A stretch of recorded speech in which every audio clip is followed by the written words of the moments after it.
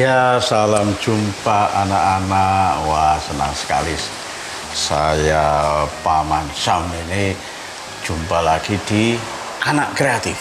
Wah, Paman Sam selalu semangat kalau lagi berjumpa dengan anak-anak di Anak Kreatif ini.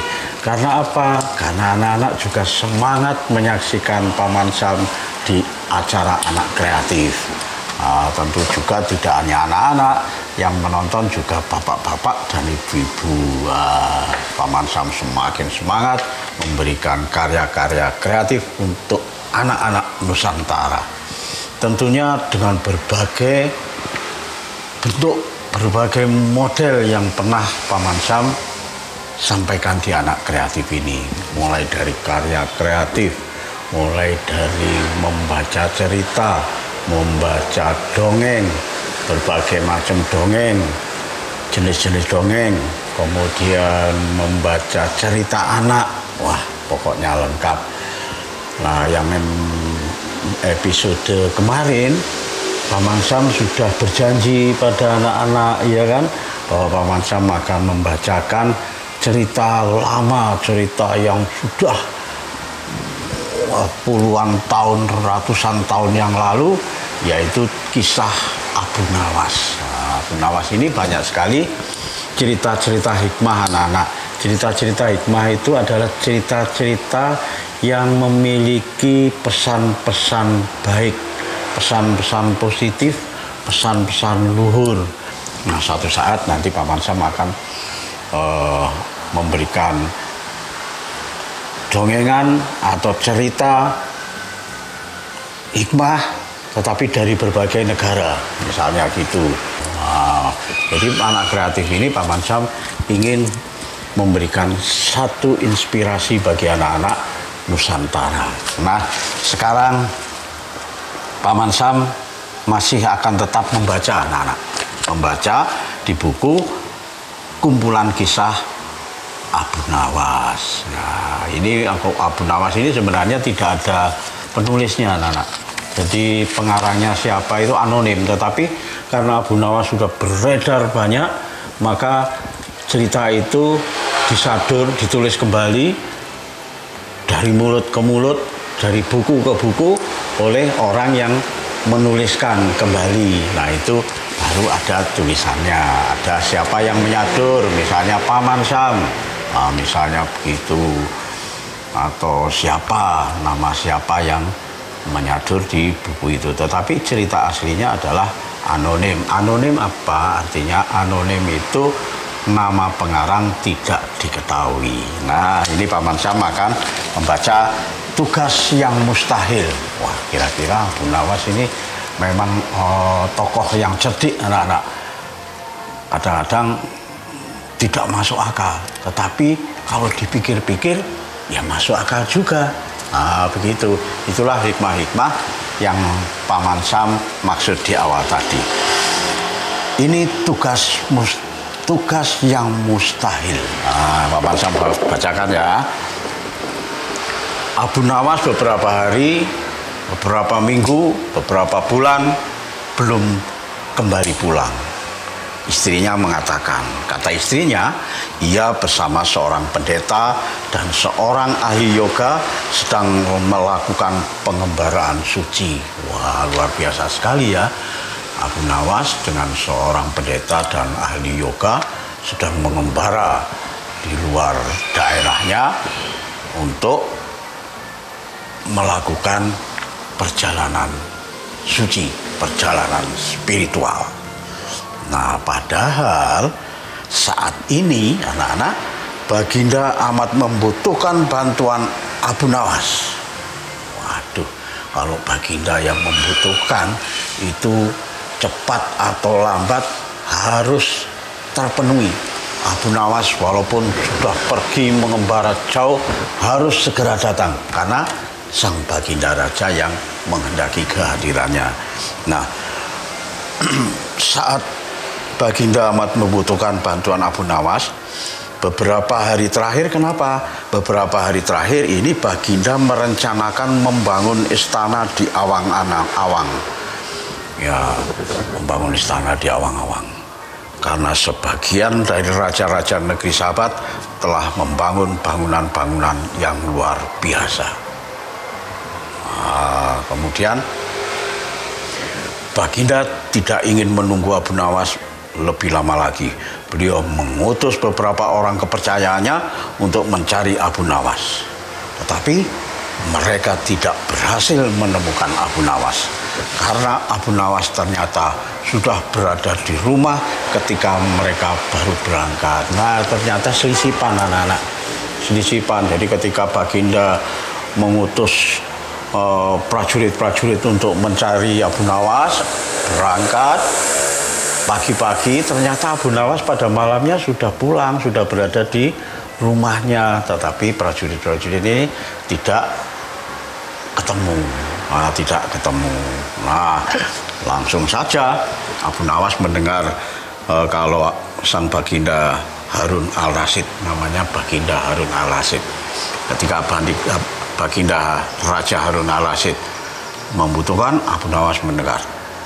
Segera saja Abu Nawas menghadap Baginda Raja Harun al-Rasyid. Baginda Raja amat riang sekali.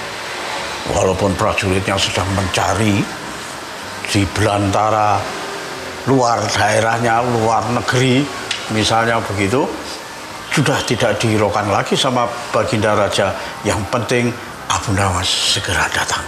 Wah, sudah datang. Saking gembiranya Raja Harun al-Rasyid, beliau mengajak Abu Nawas bergurau. Setelah saling tukar-menukar cerita lucu, lalu Baginda mulai mengutarakan rencananya.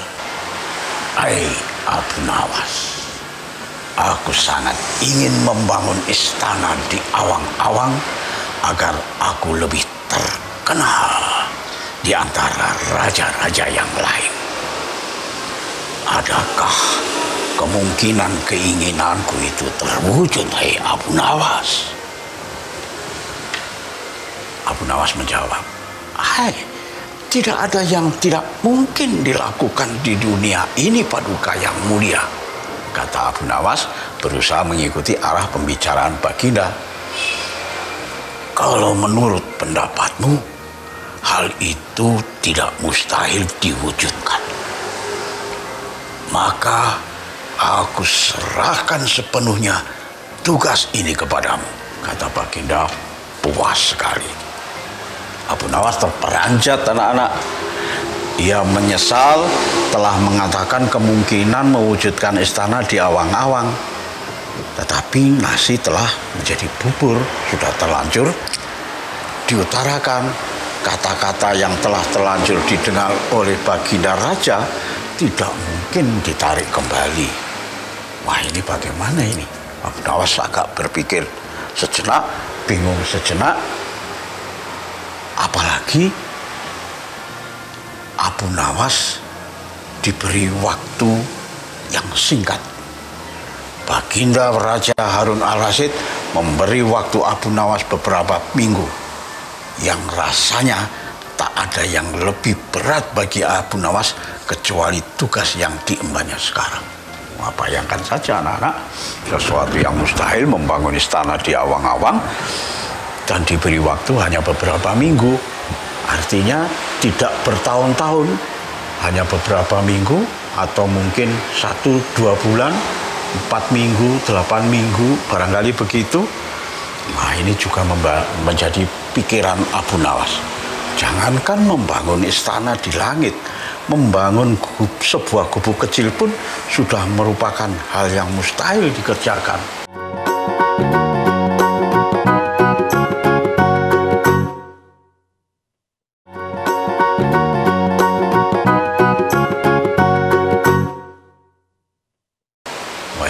Abu Nawas kesulitan, benar-benar sulit anak-anak. Abu Nawas membangun istana di daratan saja tidak mungkin, apalagi membangun istana di awang-awang. Tapi Abu Nawas yakin hanya Tuhan saja yang mampu melakukannya ini. Begitu gumam Abu Nawas. Hari-hari berlalu seperti biasa. Tak ada yang dikerjakan Abu Nawas kecuali berpikir keras. Abu Nawas hanya memikirkan bagaimana membuat Baginda Raja merasa yakin kalau yang dibangun itu benar-benar istana di langit. Nah, ini bagaimana ini? Berhari-hari Abu Nawas hanya berpikir seperti itu. Seluruh ingatannya dikerahkan, dikeluarkan, dan dihubung-hubungkan. Wah, malam berpikir, bangun tidur berpikir, pagi-pagi berpikir, siang berpikir, pokoknya seluruh pikirannya dikerahkan. Abu Nawas bahkan berusaha menjangkau masa kanak-kanaknya, lalu mikir, kira-kira apa ya? Wah, Abu Nawas juga mengingat-ingat masa kecilnya, sampai ia ingat bahwa dulu ia pernah bermain layang-layang. Nah, disitulah anak-anak Abu Nawas menemukan ide justru saat mengingat masa kecilnya. Nah, itulah anak-anak, kalau anak-anak ingin esok pada hari tuanya tidak menjadi kesulitan, maka saat kecil ini berbuatlah, bersikaplah, membuat sebuah karya-karya yang kreatif, membuat karya-karya yang indah, kemudian berperilaku yang baik, berperilaku yang positif, sehingga kelak ketika kita sudah tua anak-anak, masa kecil yang indah, masa kecil yang bahagia, kemudian masa kecil yang penuh kreasi, yang indah-indah, yang positif-positif, nanti akan bisa diingat di masa tua, dan itu bisa diambil hikmahnya ketika masih kecil. Nah, begitu seperti Abu Nawas. Nah, lanjutannya, dan inilah yang membuat Abu Nawas girang. Wah, Abu Nawas girang karena mengingat masa kecilnya saat bermain layang-layang. Langsung saja Abu Nawas tidak menyia-nyiakan waktu lagi. Ia bersama beberapa kawannya merancang layang-layang raksasa yang berbentuk persegi 4. Wah, kawan-kawannya dikumpulkan. Ayo teman-teman, ini ada tugas penting dari Baginda Raja Harun Ar-Rasyid. Tugas apa, Abu Nawas? Wah, kata teman-temannya, kita disuruh membuat layang-layang yang besar. Ah, gampang kalau membuat layang-layang. Itulah sebabnya, ayo bantu aku cepat-cepat membuat layang-layang raksasa. Wah, akhirnya setelah rampung, Abu Nawas melukis pintu-pintu serta jendela-jendela dan ornamen-ornamen lainnya. Nah, layang-layang yang persegi panjang itu sama Abu Nawas dilukis. Ada pintu, ada jendela, ada lampu, ada jembatan, ada bunga, pot bunga, pokoknya lengkap, nyaris mirip seperti gambar istana. Nah, dari situ anak-anak pasti sudah bisa membayangkan, ini rupanya yang akan menjadi istana di Awang-Awang. Benarkah demikian? Paman Sam melanjutkan. Begitu layang-layang raksasa berbentuk istana itu selesai anak-anak, maka layang-layang itu diterbangkan. Wah, tetapi kawan-kawannya tidak diberitahu sama Abu Nawas kalau permintaan Baginda Harun Ar-Rasyid adalah membangun istana di Awang-Awang. Yang diketahui oleh kawan-kawan Abu Nawas hanya membuat layang-layang raksasa. Maka diterbangkanlah layang-layang itu menjulang ke angkasa. Nah, begitu layang-layang raksasa berbentuk istana itu mengapung, mengudara di angkasa, penduduk negeri kembar, wah, itu ada istana di langit. Begitu kata rakyat di negeri itu. Tentu saja Baginda Raja girang bungkan kepala mendengar teriakan rakyatnya mengatakan bahwa ada istana di langit. Baginda Raja keluar. Benarkah Abu Nawas sudah membangun istana di Awang-Awang. Aku harus segera melihatnya. Wah, itu. Lalu dengan tidak sabar, beliau didampingi beberapa orang pengawal bergegas menemui Abu Nawas. Hai, Abu Nawas, benarkah kamu sudah membangunkan istana di Awang-Awang untukku? Jawab Abu Nawas, Paduka yang mulia, istana pesanan Paduka telah rampung.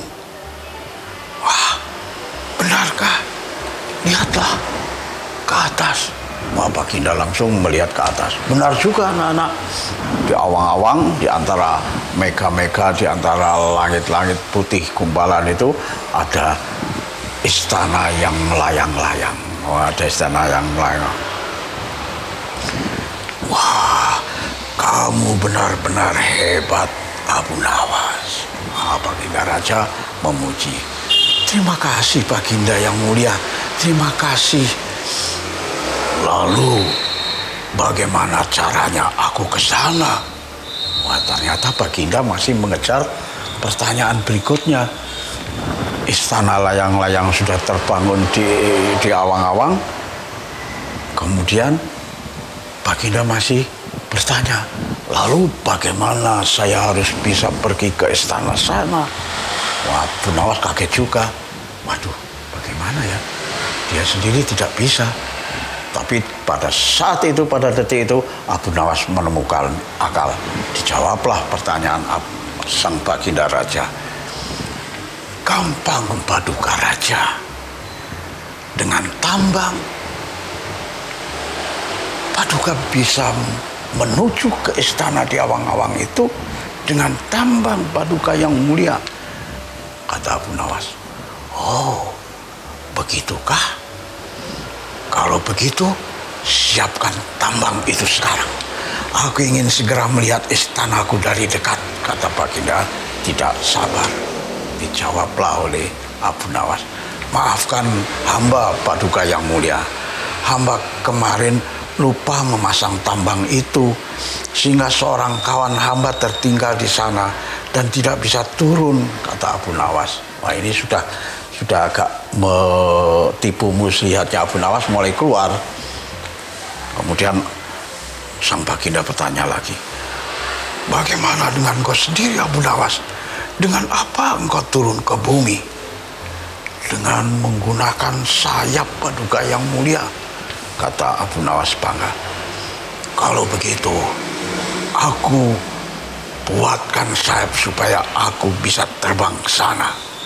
Wah, pertanyaan dan permintaan Baginda Raja bertambah-tambah. Abu Nawas semakin pusing. Waduh, bagaimana ini? Saya salah ucap. Apa ini enaknya? Tapi lagi-lagi Abu Nawas, karena Abu Nawas sudah terkenal dengan kecerdikannya, maka dijawablah oleh Abu Nawas, Paduka yang mulia, sayap itu hanya bisa diciptakan dalam mimpi, kata Abu Nawas menjelaskan. Hah? Engkau berani mengatakan aku gila sepertimu? Tanya Baginda sambil melotot. Rupanya Baginda marah mendengar jawaban Abu Nawas kalau sayap itu bisa didapatkan dari mimpi. Sesuatu yang tidak masuk akal. Baginda marah. Kamu berani mengatakan itu? Kamu menganggap aku sudah gila?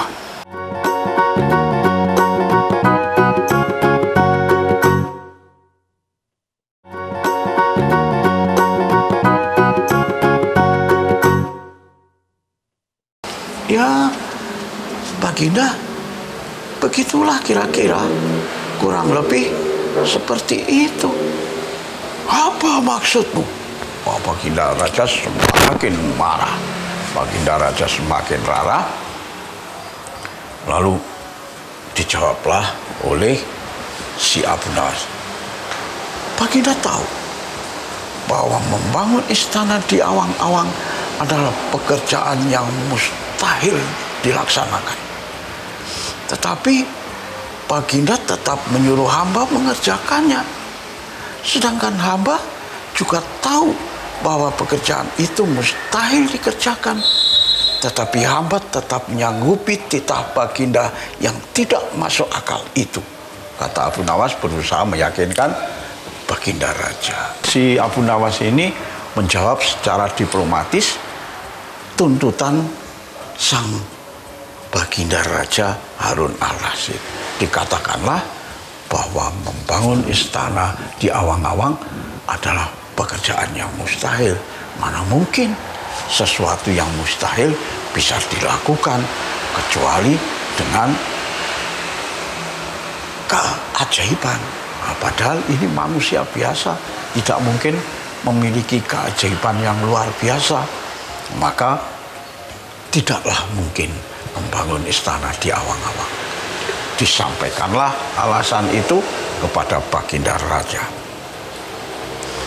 Baginda Raja rupanya tersinggung. Langsung saja dia menengok ke belakang, membalikkan tubuhnya tanpa menghiraukan lagi si Abu Nawas. Tanpa menoleh, Baginda Raja kembali ke istana diiringi para pengawalnya. Abu Nawas berdiri sendirian sambil memandang ke atas melihat istana terapung di awang-awang. Wah, Abu Nawas melihat layangan yang terbang tadi, yang sudah ada gambar istananya. Sementara Baginda Harun Rasyid segera pergi dari tempatnya Abu Nawas dengan perasaan yang kecewa dan dongkol. Tetapi dalam hatinya juga berpikir, benar juga ya si Abu Nawas. Aku telah memerintahkan sesuatu yang mustahil yang dikerjakan oleh manusia. Tentu saja Abu Nawas pun tidak bisa. Benar juga ya. Tapi aku sudah terlanjur memerintahkan si Abu Nawas.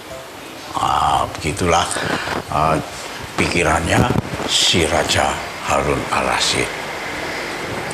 Harun al-Rasyid berpikir seperti itu, antara menyalahkan dirinya sendiri, juga tidak mau menyalahkan Abu Nawas karena gengsi. Seorang raja mau membenarkan rakyatnya, gengsi juga, apalagi rakyatnya yang disuruh. Ini jengkel juga si Baginda Raja. Sebenarnya siapa di antara kita yang gila? Tanya sang Baginda Harun al-Rasyid sambil melangkah menuju ke istana. Rupa-rupanya si Abu Nawas mendengar Baginda Raja bergumam tetapi suaranya lantang. Dia bertanya, sebenarnya siapa di antara kita yang gila? Katanya Abu Nawas tertawa mendengar keluhan si Raja Baginda Harun al-Rasyid.